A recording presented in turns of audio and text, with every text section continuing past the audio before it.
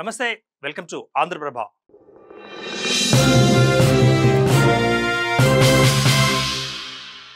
ప్రభుత్వ సొమ్ముతో పార్టీ ప్రచారం చేస్తుందా? ఇది ఎన్నికల నియమావళిని తొంగలో తొక్కడమేనా? ఎమ్మెల్సీ కవిత ఈ వ్యాఖ్యల వెనుక కారణం ఏంటి? నిబంధనలు ఏంటో ఆమెకు తెలియదా? కవిత ఆరోపణలతో తెలంగాణ పంచాయతీ ఎన్నికల వేడి మరింత పెరిగింది. ఆ పూర్తి డీటెయిల్స్ ఏంటో ఈ వీడియోలో చూద్దాం.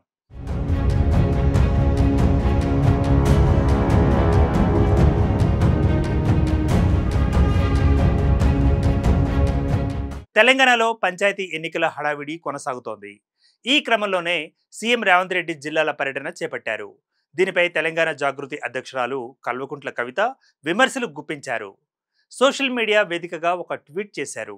సీఎం రేవంత్ రెడ్డి చేపడుతున్న అభివృద్ధి కార్యక్రమాల శంకుస్థాపనలు, పర్యటనలు ఎన్నికల ప్రచారమేనని, ఇందుకోసం ప్రభుత్వ సొమ్మును దుర్వినియోగం చేస్తున్నారని ఆరోపించారు. గ్రామాలలో ఎన్నికలు జరుగుతున్న నేపథ్యంలో రేవంత్ రెడ్డి ఆ జిల్లా కేంద్రాలకు వెళ్లి అభివృద్ధి కార్యక్రమాలకు శంకుస్థాపనలు చేయడాన్ని కవిత తప్పుబట్టారు.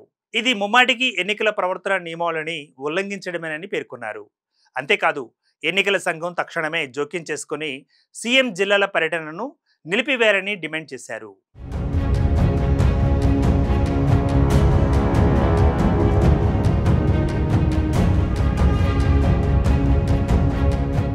నిజానికి బీఆర్ఎస్ పార్టీ నుంచి బయటకు వచ్చినప్పటి నుంచి కవిత ప్రజాస్వామ్యం, ఉద్యమకారులంటూ తెలంగాణ వ్యాప్తంగా తిరుగుతున్నారు.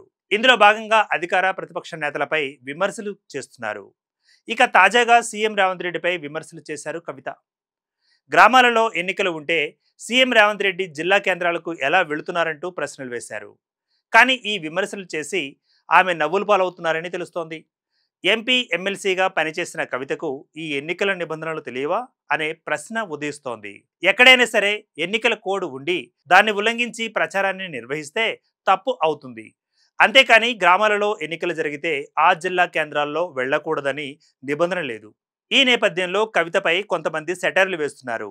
ఎలాగైనా సరే విమర్శించాలి కదా అని ఏ ఆలోచన లేకుండా విమర్శలు చేస్తే ఇలాగే నవ్వులు పాలు కావాల్సిందేనని అభిప్రాయాలు వ్యక్తం చేస్తున్నారు. ఏది ఏమైనా తెలంగాణలో పంచాయతీ ఎన్నికల వేడి కొనసాగుతున్న సమయంలో కవిత విమర్శలు రాష్ట్ర రాజకీయాలను మరింత హీటెక్కిస్తున్నాయని చెప్పాలి. Keep watching Andhraprabha.